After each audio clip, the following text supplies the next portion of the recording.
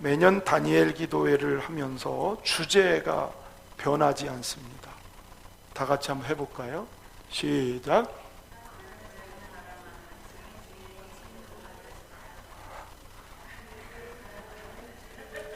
하나님을 자랑하는, 그거 처음 들으세요? 하나님을 간증하는, 자랑하는 간증의 주인공이 되자. 예수를 그리스도로 믿는 성도라면 이 소망이 다 있습니다. 하나님을 자랑하는 사람. 전에는 내 자랑하기 바쁜데 예수님이 나의 구원자가 되니까 그분을 자랑하고 싶은, 이게 정상적인 신앙인의 마음에 있습니다. 하나님이 우리를 부르셔서 우리를 통해서 하나님이 증거되고 예수가 전해져서 많은 생명 구원받는 것, 그게 아버지의 마음이기 때문에 그렇습니다. 그래서 이사야서에 보면 43장 12절 읽어보실까요? 내가 알려주었으며 구원하였으며 보였고 너희 중에 다른 신이 없었나니 그러므로 너희는 나의 증인이요 나는 하나님이라. 여호와의 말. 너희는 나의 증인이라. 증인. 사도행전 1장 8절에 오직 성령이 너희에게 임하시면 너희가 권능을 받고 예루살렘과 온 유대와 사마리아와 땅끝 내 증인이 되리라 하시니라. 할렐루야. 예수 피로 구원받은 사람은 예수님이 나를 위해 죽으신 그 은혜와 사랑을 알고 받았기 때문에 그거를 전하는 증인의 삶을 살라는, 이게 하나님 뜻을 따라 사는 것입니다. 그런데 이런 소원이 우리 마음에 다 있지만 소원이 있다고 저절로 그게 되는 건 아닙니다. 소원이 있다고 되는 건 아니에요. 실제로 하나님이 내 안에 역사해야 돼요. 하나님이 내 삶에 개입하시고 하나님이 일하신 것을 경험하면서 우리는 아버지를 자랑하는 주인공이 될 수가 있다는 것이죠. 오늘 그 주인공이 소개되는데, 조국 이스라엘이 바벨론에 의해서 완전 망했습니다. 죄로 인하여 망했습니다. 그때 젊은이들 가운데 똑똑하고 총명한 사람들을 포로로 잡아갔어요. 그 중에 잡혀온 사람 중에 하나가 다니엘인 것이죠. 이 다니엘이 포로 생활 초기에 바벨론 느부갓네살 왕이 꿈을 꿨는데 뭔 꿈을 꿨는지 뭔 뜻인지 참 징조가 있는 꿈인 것 같은데 도무지 몰라서 많은 바벨론의 현자들, 똑똑하고 이런 것들을 잘 해몽하는 지혜자들에게 이걸 해몽하라고. 그러나 아무도 나설 수가 없습니다. 꿈도 알지 못하지만 그 뜻을 알 도리가 없습니다. 바벨론 왕은 화가 나서 이놈들 다 죽여라, 이 현자들을 다 죽이도록 명령을 해요.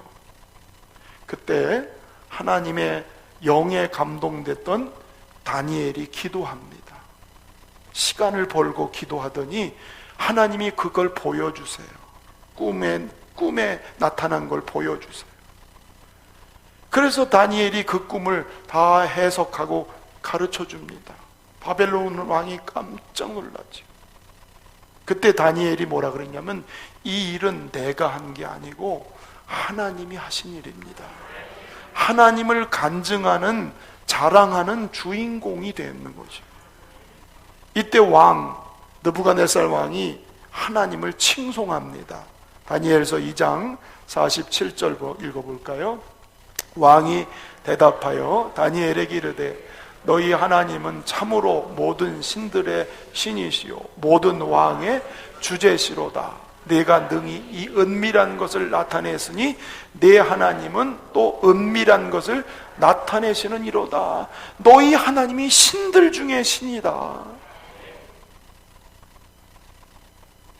이런 일을 계기로 해서 포로로 잡혀온 다니엘이 총리가 됩니다. 이런 사람을 어디서 만나겠는가? 나라의 어른으로 삼습니다. 그리고 왕조가 4번이나 바뀌어요. 그래도 여전히 총리 자리를 그를 지킵니다. 포로 출신에게는 불가능한 일이지만 배후에 계신 하나님이 다니엘을 그렇게 쓰신 것입니다. 어떻게 하나님은 이 다니엘을 그렇게 쓰시는가? 오늘 본문 1장 8절을 보면 알 수가 있죠. 읽어보겠습니다. 다니엘은 뜻을 정하여 왕의 음식과 그가 마시는 포도주로 자기를 더럽히지 아니하리라 하고 자기를 더럽히지 아니하도록 환관장에게 구하니, 다니엘은 뜻을 정했습니다. 하나님이 원하지 않는 일은 결단코 하지 않는다. 뜻을 정했어요. 왕이 주는 진미, 왕이 주는 포도주를 마셔서 먹어서 나를 더럽히지 않겠다. 이게 오늘 다니엘에게서 볼 수 있는 하나님이 쓰신 이유예요. 바벨론 왕은 똑똑하고 유능한 포로들을 가르치고 순화시켜서, 즉 바벨론의 문화와 풍습을 통해서 그들을 통제하고 융화 정책을 써요. 그래서 제국이 요동하지 않도록, 동요를 하지 못하도록 아주 정책적으로 왕의 음식을 먹이고 왕의 포도주를 마심으로 왕에게 충성하는 것을 그에게 집중적으로 가르치는 거죠.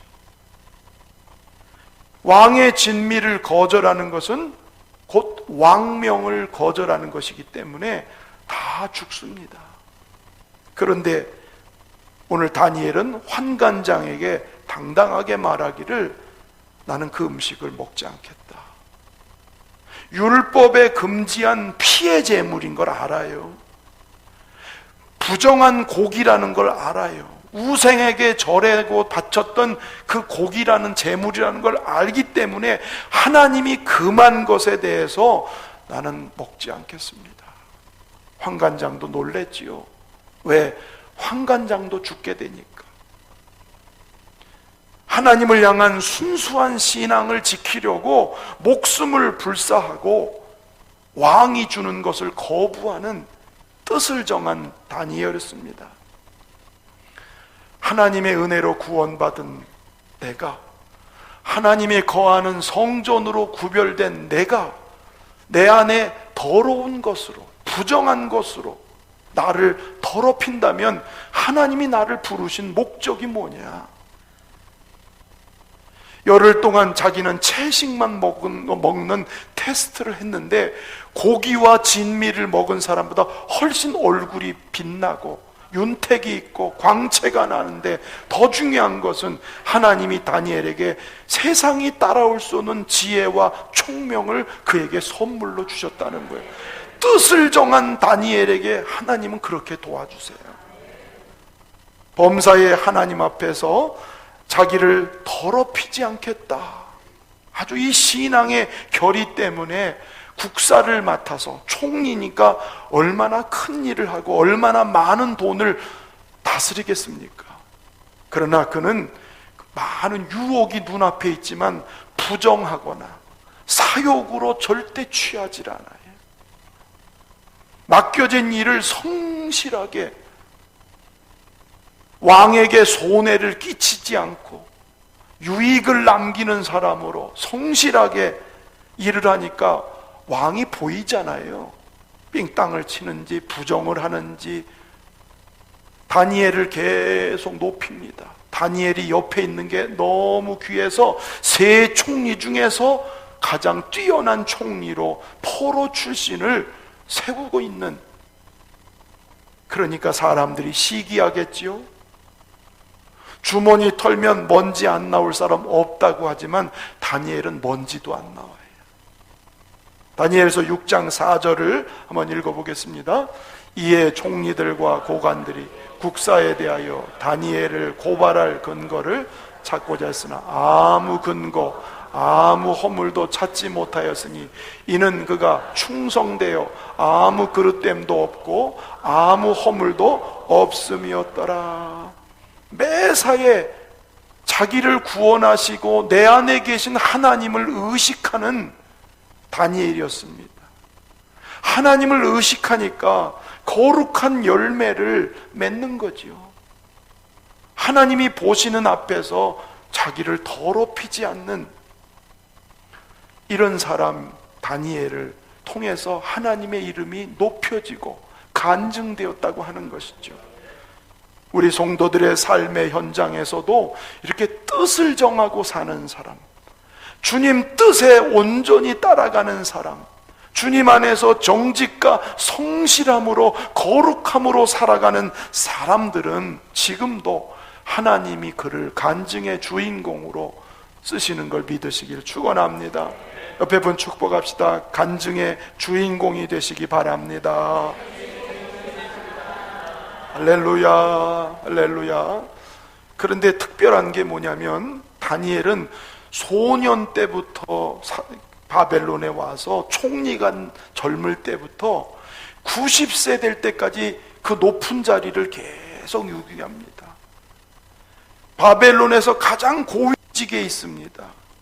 그럼에도 불구하고 세월이 이렇게 흐르고 신분이 아무리 높아져도 정직과 성실한 삶은 변치를 않는다는 거죠.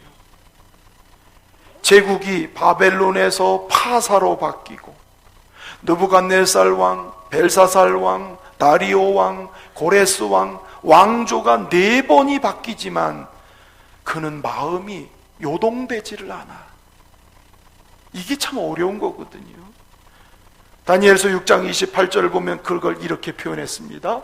다니엘이 다리오 왕의 시대와 바사 사람 고레스 왕의 시대에 형통하였더라. 형통하였더라. 배후에 하나님이 계신 거지요. 사람은요, 시간이 지나면 바뀌어집니다. 자기의 위치가 달라지면, 높아지면 자기도 모르게 교만이 들거나 눈에 손에 잡힐 만한 것이 많이 보이면 욕심이 생겨서 유혹에 사로잡힐 수도 있습니다. 변질될 성향이 사람에게 다 있습니다. 왜? 인간은 죄성이 본질이기 때문에. 돼지를 씻겨 놓으면 도로 더러운 곳으로 가잖아요. 사람이 잠깐은 깨끗할 수 있고 잠깐은 성실할 수 있는데 이렇게 오래도록 지위가 높아지고 손에 잡은 게 많아도 변치 않는다는 게 참 어려운 일인데 다니엘은 그렇게 변치 않았습니다. 어떻게 이게 가능했을까요? 자기를 더럽히지 않으려는 이 다윗의 마음, 다니엘의 마음이 이렇게 오래도록 지속될 수 있는, 그래서 하나님을 간증할 수 있는 사람으로 살아갈 수 있는 그 이유가 뭘까요? 오늘 본문이 답을 주고 있습니다. 6장 10절 본문 읽어볼까요? 시작. 다니엘이 이 조서에 왕이 도장이 찍힌 것을 알고도 자기 집에 돌아가서는 윗방에 올라가 예루살렘으로 향한 창문을 열고 전에 하던 대로 하루 3번씩 무릎을 꿇고 기도하며 그의 하나님께 감사하였더라. 다니엘서를 전체를 보면 계속 기도한 얘기가 이어집니다. 기도한 얘기. 나중에 가면 21일, 우리가 지금 하고 있는 21일 금식 기도를 하는 기도로 맞춰집니다. 기도로 시작해서 기도로 마친 사람. 다니엘은 무릎으로 사는 인생이라는 거예요. 그의 마음이 변치 않고 그의 마음이 요동치 아니하고 끝까지 하나님의 뜻을 따라 살아갈 수 있는 그 힘은 자기 힘이 아니고 무릎 꿇어서 주시는 하나님의 힘이었음을 말해주고 있습니다. 할렐루야. 여러분, 무릎 꿇었다는 게 뭐냐면 하나님과 가까워졌다는 거거든요. 기도할 때 하나님과 가까워집니다. 하나님과 교제가 풍성해집니다. 여러분, 사람도 그래요. 자주 만나고 자주 대화하면 친해집니다. 서로를 이해합니다. 우스운 얘기가 있지 않습니까? 옛날에 무체부가 편지를 전달해 줄 때에 한 남자가 연애 편지를 여자에게 전하면 갖다 주고, 여자가 연애 편지 쓰면 남자에게 갖다 주고, 이렇게 배달을 했어요. 배달. 눈이 맞았어요. 자주 만나는 그 아가씨하고 우체부가 눈이 맞았어요. 그래서 결혼했대요. 자주 만나다 보니까 그런 일이. 여러분, 악인과 자주 만나면 악해져 가요. 선한 사람 자주 만나면 선해져 가요. 자꾸 친밀해지는 게 중요해. 그게 기도거든요. 할렐루야. 기도하면서 다니엘은 하나님이 왜 자기 백성을 강한 채찍으로 때리셨는지 하나님의 아픔을 이해했어요. 자기 백성을 때릴 수밖에 없는 망가진 백성에 대한 하나님의 마음을 읽었어요. 자기 백성을 다시 살리고자 하는 하나님의 마음을 알았어요. 내가 하나님의 성전으로 세워진 것을 알았어요. 하나님의 마음, 내 안에 오셔서 일하고 싶으신, 하나님의 백성이 거룩하게 살기를 원하는 하나님의 마음을 알았어요. 그러니까 하나님 뜻대로 살려고 하는 거죠. 그 마음을 알면 그렇게 살아가게 되죠. 할렐루야. 그러니까 주님의 목전에서 죄와 타협할 수가 없는 거예요. 자기를 더럽히지 않겠다는 것은 의지만 가지고 된 게 아니고 하나님이 주시는 마음, 하나님이 주신 능력이 그로 하여금 끝까지 그렇게 살게 해주신 힘인 걸 믿으시길 바랍니다. 다니엘이 무릎을 꿇지 않았다면 과연 아버지 마음 알았을까요? 그러면 다니엘이 거룩함과 순결을 과연 끝까지 살 수 있었을까요? 믿는다고 말은 했겠지만 사람이 다 그렇고 그런 건데 꼭 신앙생활 한다고 특별할 일이 있겠나? 이렇게 하면서 적당히 타협하고 적당히 세상 문화와 세상 욕망을 따라 사는 것을 그냥 살아가지 않았겠습니까? 하나님을 자랑하는 간증의 주인공 아마 불가능했을 겁니다. 다니엘 기도에 간증자로 나오시는 분들의 공통점은 다 무릎 꿇는 분들이에요. 부모가 무릎 꿇든지, 본인이 하나님 없이는 안 된다고 무릎을 꿇든지, 그러면서 아버지 마음을 아니까, 가난한 사람들을 구제하는 아버지 마음을 아니까 하고, 선교지의 영혼에 대한 아픔이 있으니까 선교를 하고, 다니엘은 위기 때나 형통할 때나 놓치지 않는 것은 하루에 3번씩 전심으로 무릎 꿇러 아버지의 마음을 알고 그 뜻을 따라 살려는 마음. 할렐루야. 여러분, 우리에게 다니엘의 기도회를 열어주신 목적이 여기에 있습니다. 아멘. 정말 좋은 장을 하나님은 우리에게 만들어 주신 거지요. 이 자리에 오는 분들 너무 귀한 거예요. 아멘. 이 자리에 오시지 않는 분들에게는 너무 안타까운 마음이 사실 많습니다. 뭐 사정이 있어서 기회를 놓치시는 분들이 있겠지요. 바쁜 분, 피곤한 분, 쉬어야 되는 분. 그러나 대제국의 총리보다 바쁠까요? 대제국의 총리보다 피곤할까요? 평소 기도하지 못하는 분에게는 이런 기도회가 참 귀한 기회인 것을 여러분 놓치지 않기를 축원합니다. 근데 제가 기도회를 지금 나흘째를 하면서 안타까운 것은 나오긴 나오는데 마음을 쏟지 못하는 분들 때문에 또 안타까워요. 마음을 쏟지 못하는 거예요. 평소 기도 안 하던 분들이 30분 기도하는 건 쉽지는 않아요. 그렇죠? 평소 기도 안 하던 분들이 30분 기도요? 정말 어렵습니다.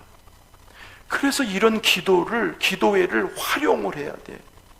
강사님께서 20분 이상 기도하다가 돌아가라고 그러시죠. 멘트를 할 때 기도 다 하고 이제 여러분 자유롭게 그냥 돌아가지 말고 최소 20분은 여기서 자기 기도를 하고 하나님과 뭔가 이렇게 부딪히는 경험을 하고 가라고 하고 몇 분 만에 이러시던가요? 제가 보니까 금방 일어나 가시더라고. 제가 속이 얼마나 답답한지, 기도할 일이 이렇게 없을까? 이 좋은 기회, 왜냐면 나 혼자는 기도가 안 되기 때문에 여럿이 막 기도하다 보면 기도 못하는 분들도 그 흐름 따라 기도가 가능해지거든요. 이게 훈련이고 기도하는 기회를 하나님이 주신 거라는 거예요. 할렐루야. 나는 그게 너무 안타깝고, 이 좋은 기회를 그냥 훌떡 일어나시는, 새벽에도 훌떡 하는 분, 물론 정말 기도가 안 되는 분들에게는 이해되는 부분이 있긴 있지만, 근데 그러면 안 될 분들도 그래서가 제가 마음이 아파요. 여러분, 자동차나 큰 배가 움직이려면 그만한 동력이 있어야 돼요. 조그만 배는 그냥 웬만하면 가요. 큰 배가 가려면 큰 동력이 있어야죠. 개인이나 교회가 하나님의 큰 역사가 일어나려면 그만큼 영적인 동력이 있어야 가능한 거예요. 할렐루야. 여러분, 예나 지금이나 우리 믿음의 삶에 혹은 교회에 회방과 방해와 공격이 지금도 계속돼요. 이 시험을 이기고 가려면 그만큼 영적인 동력이 개인적으로나 교회적으로 그게 있어야 가능하거든요. 우리가 교회 부흥 막 300명 뭐 이렇게 기도하지만 동력이 있어야 그게 가능한 거지요. 건축을 위해서 우리가 한다고 그러지만 건축할 만한 동력이 있어야 건축이 되는 거지 그냥 되는 게 아니거든요. 하나님은 우리 교회를 긍휼히 여기사 이렇게 포장하고 계세요. 은혜로 우리 교회는 가고 있어요. 참 큰 은혜죠. 평안해요. 안정적이에요. 그러나 그거 가지고 큰 일을 이루는 것은 절대로 택도 없는 얘기거든요. 할렐루야. 전심으로 기도하여 하늘 보좌에 쌓여지는 기도가 있을 때 그 동력으로 큰 일이 일어나는 거. 아멘. 30분 이상 전심으로 기도하는 분 제가 손가락으로 쉬어야 되거든요. 손가락으로. 음향 소리 때문에 우리 교회가 기도가 굉장히 살아있는 것 같지만 음향 딱 꺼보세요. 그렇게 기도에 힘은 없어요. 외적으로 볼 때 기도하는 이런 분위기는 잡혔는데 기도가 파워풀하게 사실은 아니지요. 미약한 거지요. 우리가 하늘에 쌓아두신 은혜를 받자고 그러잖아요. 그렇죠? 근데 하늘에 쌓아두신 은혜는요, 하늘에 올려진 기도가 쌓여진 만큼 그게 임하는 것입니다. 할렐루야. 오늘 다니엘이 평소 매일 3번씩 전심으로 기도하니까 그 기도가 쌓여져서 사자굴에서 굶주린 사자가 집어먹으려고 하다가도 하늘의 능력이 그의 입을 봉해서, 사자의 입을 봉해서 꼼짝 못하게 하는 이 기도 응답은 하나님을 자랑하는 또 한 번의 간증이 됐습니다. 할렐루야. 당시의 왕 다리오 왕이 말을 못해요. 사자굴에서 보호받은 다니엘, 저의 하나님이 누군가? 그래서 다니엘서 6장 26절 27절을 보면 이렇게 그가 다리오 왕이 말합니다. 읽어볼까요? 내가 이제 조서를 내리노라. 내 나라 관할 아래에 있는 사람들은 다 다니엘의 하나님 앞에서 떨며 두려워할지니 그는 살아계시는 하나님이시오 영원히 변하지 않을 이시며 그의 나라는 멸망하지 아니할 것이요 그의 권세는 무궁할 것이며 그는 구원도 하시며 건져내기도 하시며 하늘에서든지 땅에서든지 이적과 기사를 행하시는 이로써 다니엘을 구원하여 사자 입에서 벗어나게 하셨음이라 하였더라. 이방인의 왕의 입에서 하나님이 얼마나 크신 분인지, 하나님이 얼마나 위대하신 분인지 그게 간증이 된 것은 다니엘이 전심으로 하나님을 찾는 무릎이 있었기 때문에 가능했지요. 할렐루야. 그렇습니다. 이렇게 진실로 기도하는 사람에게 아버지의 마음을 주시죠. 그래서 아버지의 복음이, 아버지의 축복이 흘러가는 통로가 되는, 쌓여진 것이 그렇게 내려오는 거죠. 쌓여진 것이.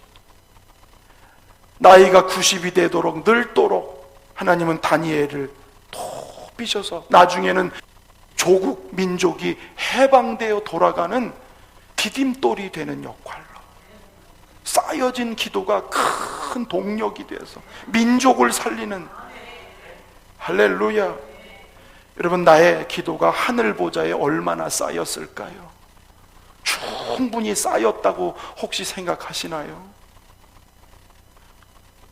기도는 한다고 하지만 내가 기도하면서 하나님과 부딪히는 것이 있습니까?